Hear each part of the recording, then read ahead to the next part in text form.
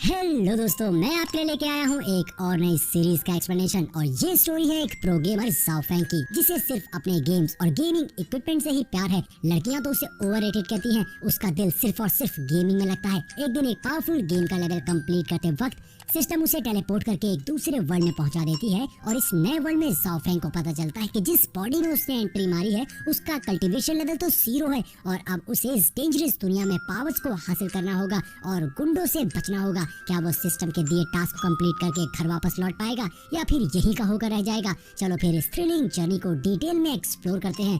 सो episode की शुरुआत होती है जाओ फेंग के गेमिंग सेशन को दिखाते हुए। जाओ फेंग रात के अंधेरे में अपना गेमिंग सेटअप रेडी करता है और गेमिंग ग्लासेस पहनता है और विजुअल गेम के अवतार में एंटर करता है। सिस्टम उसे वेलकम करती है सुप्रीम गॉड वर्ल्ड में। जाओ फेंग का एंट्री होता है ढांसू अवतार के साथ, जहां जाओ फेंग एक मॉन्स्टर को प्रोवोक करता है। मॉन्स्टर की रेड आइज और मैसिव बॉडी देखकर भी जाओ फेंग घबराता नहीं है और जब वो मॉन्स्टर जाओ फेंग पर अटैक करता है तो जाओ फेंग तेजी से डॉजिंग करता है और फायर बॉल्स को अवॉइड करते हुए मॉन्स्टर को एक पावरफुल पंच मारकर गिरा देता है। पर मॉन्स्टर फिर से उठ खड़ा होता है और अटैक करता है और जाओ फेंग को जमीन पे पटक देता है और मारने की कोशिश करता है। लेकिन तब तक रियल वर्ल्ड में जाओ फेंग एक्चुअली गेम शुरू भी नहीं किया था, बस मॉन्स्टर के साथ मजे ले रहा था। जाओ फेंग उस मॉन्स्टर से कहता है कि तू कुछ ज्यादा ही उछल रहा है, लगता है तेरा गेम बजाना पड़ेगा। और अब जाओ फेंग सीरियस हो जाता है और अपने स्वॉर्ड समन करता है और उस मॉन्स्टर की जबरदस्त पिटाई करने लगा था, उसको पीस में काट रहा था। सिस्टम से आवाज आती है,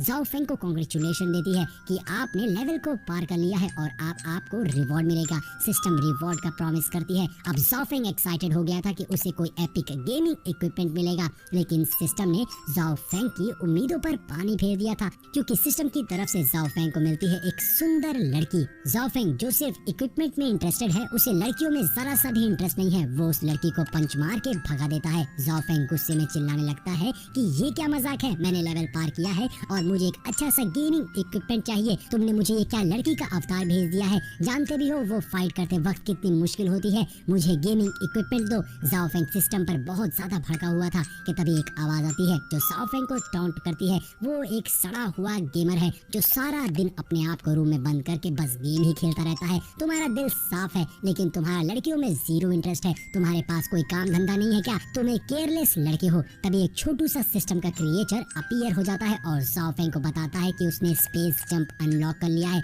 जाओ फेंग को कुछ समझ में आता उससे पहले ही एक पोर्टल खुलता है और वो रियल वर्ल्ड से टेलीपोर्ट हो जाता है, जहां उसकी एक नई बॉडी है 0 कल्टीवेशन लेवल की। और अब उस टेलीपोर्टेशन वर्ल्ड में हमें जाओ फेंग को एक लड़की को बचाते हुए दिखाया जाता है। लड़की चिल्लाती है, मास्टर प्लीज बचाओ। जाओ फेंग समझ जाता है कि उसे इस दुनिया उसकी ओरिजिनल आइडेंटिटी मिल चुकी है और लोग उसे मारने की कोशिश कर रहे हैं। जाओ फेंग अपनी गेमर इंस्टिंक्ट यूज करते हुए गुंडों को लात मार के पीट देता है, लेकिन सरप्राइज उसके पंचेस का कोई भी असर नहीं हो रहा था, क्योंकि ये रियल वर्ल्ड है और उसकी स्ट्रेंथ अभी 0 है। एक मोटू गुंडा उसे जोर से फेंक देता है और क्लिफ से नीचे गिरते वक्त सिस्टम क्रिएचर रीअपीयर हो जाता है और बताता है कि अब जाओ फेंग और सिस्टम की बाइंडिंग कंप्लीट हो चुकी है। जाओ फेंग को टेम्परेरी पावर अप मिलता है, फायर आर्मर और गॉड लेवल स्वॉर्ड, जो वो सिर्फ 1 मिनट के लिए यूज कर सकता है। जाओ फेंग नए इक्विपमेंट के साथ मोटू गुंडे को एक ही पंच में उड़ा देता है। लड़की को बचाने के बाद जाओ फेंग को समझ आ जाता है कि ये दुनिया उसकी रियल टेस्ट है और सिस्टम उसे वार्न करती है कि पोर्टल अब बंद होने वाला है,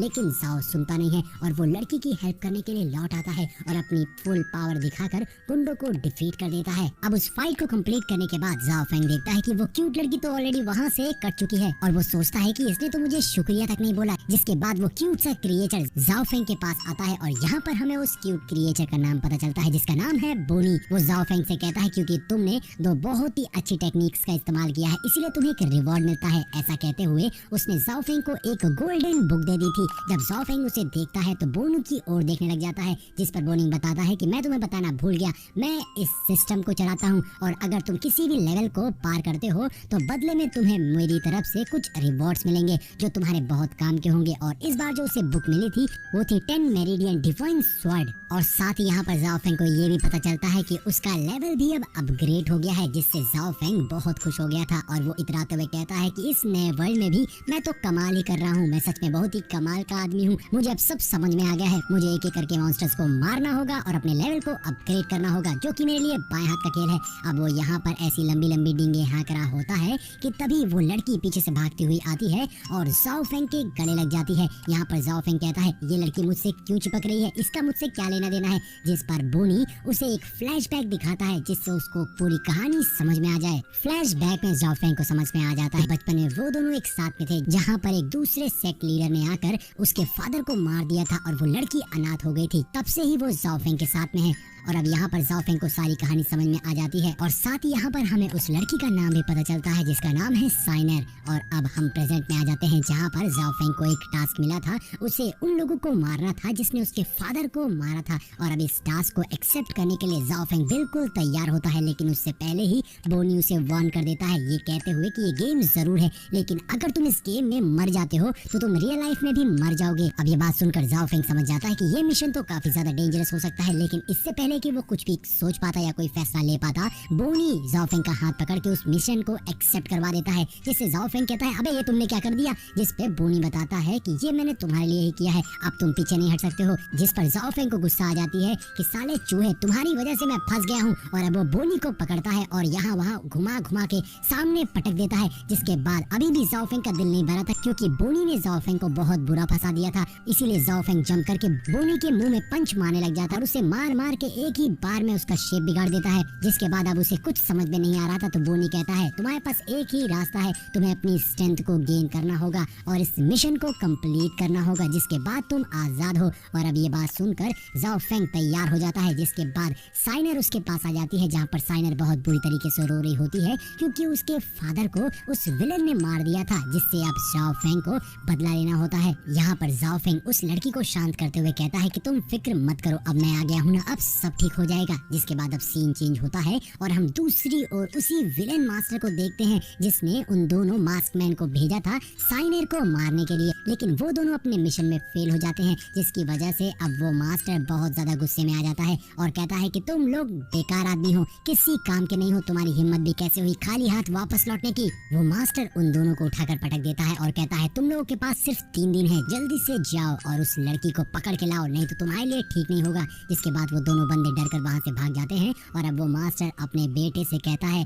हुआन तुम्हें उस लड़की को पकड़ना होगा क्योंकि वो लड़की बहुत ज्यादा खूबसूरत है, जिसकी वजह से सिटी लॉर्ड सीतू फेंग की उसके ऊपर नजर है और अगर हम उस लड़की को पकड़ के सिटी लॉर्ड के हवाले कर देंगे तो हमारे क्लैन के लिए बहुत अच्छा होगा, हमें बहुत अच्छा सपोर्ट मिलेगा। अब ये बात सुनकर हुआन जो कि एकदम नाकारा आदमी है वो कहता है कि अरे डैड ये कैसी बातें कर रहे हो, मैं ये कैसे कर सकता हूँ, ये मेरे बस की बात नहीं है। जिस पर मास्टर को गुस्सा आ जाती है और वो अपने बेटे को एक तमाचा जड़ देते हैं जिससे उसकी पूरी कनपट्टी हिल गई थी और वो कहता है ठीक है मैं करने वाला हूँ। और मास्टर कहने लग जाते हैं अगर एक बार हमारा सिटी लॉर्ड के साथ में अच्छे रिलेशन हो जाते हैं तो हमें बहुत अच्छा सपोर्ट मिलेगा। जिस पे हुआन मान जाता है और तुरंत ही वहाँ से निकल जाता है और अब सीन चेंज होता है। दूसरी ओर हम ज़ाओ फेंग और साइनर को देखते हैं जो कि एक घर में से बाहर निकलते हैं। ज़ाओ फेंग साइनर से कहता है अब मैं प्रैक्टिस करने के लिए जा रहा हूँ, तुम यहीं पर रुको और तुम परेशान मत होना क्योंकि अब मैं वापस आ गया और अब कुछ भी बुरा नहीं होगा, हमारी ज़ाओ फैमिली अपना पूरा का पूरा बदला लेगी। जिसके बाद ज़ाओ फेंग वहाँ से घोड़े पर बैठकर स्टाइल मारता हुआ चला जाता है,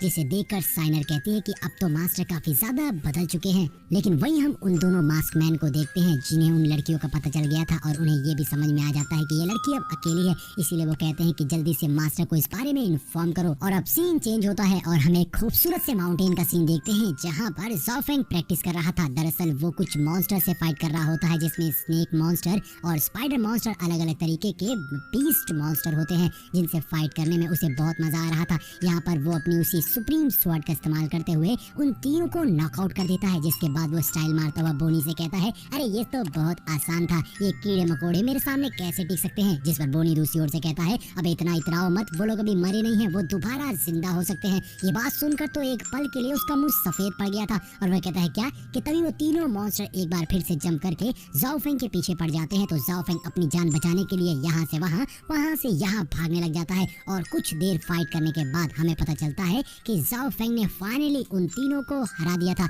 लेकिन यहाँ हम उसका चेहरा नहीं देख पा रहे थे और जब हम ज़ाओ फेंग का चेहरा देखते हैं तो वो पूरी तरीके से काला पड़ गया था क्योंकि उन तीनों मॉन्स्टर ने उसकी बहुत अच्छी वॉट लगाई थी, उसके पूरे मुंह पे चोट के निशान थे। जिस पर बोनी कहता है कि इतना मार खाने के बाद फाइनली तुमने अपने लेवल को अप कर लिया है। जिस पे ज़ाओ फेंग अभी भी हंस रहा होता है और वो पहले तो अपने मुंह को ठीक करता है। बोनी बताने लग जाता है कि फाइनली तुमने इन 3 मॉन्स्टर को मार के कुछ रिवॉर्ड्स भी जीते हैं। जिसके बाद अब यहाँ पर बोनी सारी इन्फॉर्मेशन दे रहा होता है कि जैसे जैसे तुम अपनी कल्टीवेशन को अप करते जाओगे तुम्हारी स्ट्रेंथ भी अच्छी होती जाएगी। यहाँ पर बोनी उसे ज्ञान दे रहा था कि तभी जाओफेंग की नजर नीचे एक आंट पर पड़ती है जो उसके सामने से होकर गुजर रही होती है। जब वो जाओफेंग के सामने पहुंचती है तो जाओफेंग उसे एक हाथ से उठा लेता है, लेकिन ये नॉर्मल आंट से बड़ी थी, जिसपे बोनी बताता है कि ये शीलिंग आंट है, जिससे जाओफेंग बहुत ध्यान से देख रहा होता है और बोनी के कहने पर कि वो बहुत ही गंदी होती है वो उसे फेंक देता है। लेकिन अब आंट वहाँ से जाने को तैयार नहीं थी, वो जाओफेंग को देखकर चिचियाने लग जाती है, जिससे जाओफेंग को कुछ भी समझ में नहीं आ रहा था। लेकिन जाओफेंग के पूछने पर बोनी बताता है कि ये आंट दरअसल आवाज लगा रही है कि इसे अपना खाना मिल गया है, जिस पर जाओफेंग कहता है कि अच्छा इतनी छोटी सी होकर ये इतना एरोगेंट बनने की कोशिश कर रही है, रुको मैं तुम्हें अभी मजा चखाता हूँ। ऐसा कहते हुए जाओफेंग उसे उठा लेता है और कहता है तुम्हें ऐसे दबा के मसल दूंगा कि तभी बोनी उससे कहता है कि ज्यादा हल्के में मत लो, क्योंकि इस तरीके की आंट कभी भी अकेले नहीं घूमती है। और तभी ये दोनों देखते हैं कि उनके पीछे पूरा का पूरा आंट का झुंड आ गया था, जिसे देखकर तो बोनी घबरा जाता है और कहता है लगता है अब हमें भागना होगा। लेकिन जैसे ही वो मुड़ के देखता है जाओफेंग ऑलरेडी 300-400 मीटर दूर निकल चुका था और अब बोनी भी उसके पीछे भागता है। जाओफेंग अपनी जान हथेली पर रखकर तेजी से भाग रहा होता है। बोनी जाओफेंग से कहता है कि जितनी तेज भाग सकते हो भागो, अगर तुमने आज मेरी जान बचा ली तो मैं बदले में तुम्हें एक जीनियस ट्रेजर के बारे में बताऊंगा। लेकिन जाओफेंग कहता है कि मैं कितनी स्पीड में भाग सकता हूँ, मेरी मैक्स स्पीड यही है, अब हम क्या करेंगे। कि तभी जाओफेंग को एक आइडिया आता है और वो कहता है क्यों ना हम इनसे फाइट कर इन मॉन्स्टर्स को मारे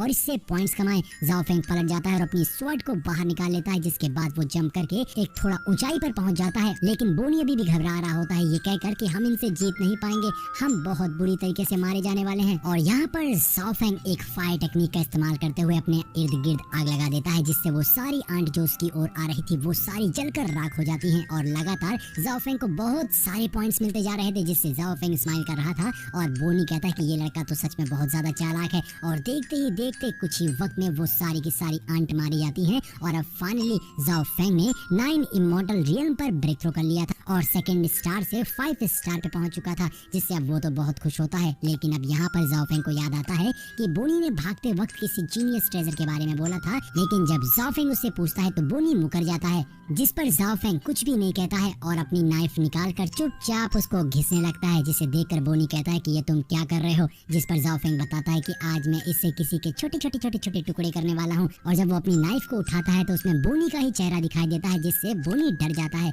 और कहता है ठीक है मैं तुम्हें बता रहा हूँ। और अब जाओफेंग को उस जीनियस ट्रेजर के बारे में डिटेल्स मिल चुकी थी, जिस पे वो बोनी को कहता है कि तुम तो बहुत ही अच्छे पिल्ले हो। अब ये बात सुनकर बोनी को गुस्सा तो आती है, लेकिन वो जाओफेंग के सामने बोल नहीं पाता है। और अब जाओफेंग निकल पड़ा था अपने अगले सफर पर, देखना होगा कि आगे क्या होता है। लेकिन यहाँ पर बोनी बहुत ज्यादा गुस्से में होता है और वो कहता है कि कोई तो तरीका ढूंढना होगा इस लड़के को तमीज सिखाने के लिए, मुझे इसे डिसिप्लिन में लाना ही होगा। और इसी के साथ में हमारा ये एपिसोड यहीं पर एंड हो जाता है। दोस्तों अगर वीडियो पसंद आई हो तो लाइक करिए और कमेंट करके बताइए क्या आपको इसका नेक्स्ट एपिसोड देखना है। मिलते हैं नेक्स्ट वीडियो में।